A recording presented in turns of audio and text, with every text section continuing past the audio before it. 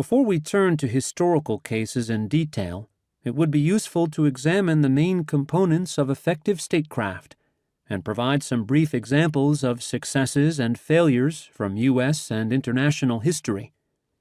Effective policy begins with understanding complex situations and their broad diplomatic, military, and economic aspects, including the motivations of other countries and their leaders, the stakes involved for one's own country, and public opinion.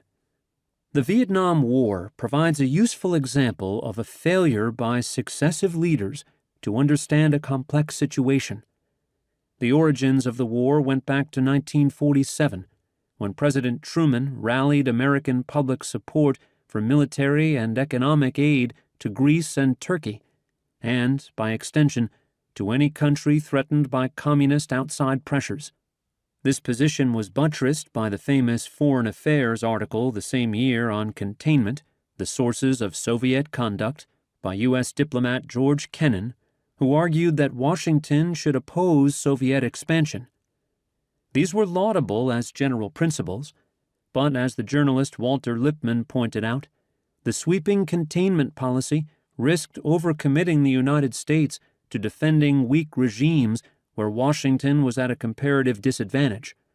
Moreover, Kennan himself qualified the implementation of the containment doctrine by saying that he had never meant that U.S. assistance always required a military component. In short, distinctions needed to be made. Indeed, there were many reasons to be skeptical about the prospects for U.S. success in South Vietnam. Prime Minister Winston Churchill turned aside a U.S. request to help France in Indochina in 1954 and warned U.S. officials of war on the fringes, where the Russians were strong because they could offer assistance and sanctuary to the North Vietnamese and could mobilize the enthusiasm of nationalist and oppressed peoples. Churchill thought it best to defend Southeast Asia at the borders of Malaya, as Britain successfully did in its counterinsurgency campaign in the 1950s. The United States would help Thailand to defend itself in the 1960s. There were other reasons to avoid intervention, in addition to Churchill's warnings about nationalism and the proximity of North Vietnam to Russia and China.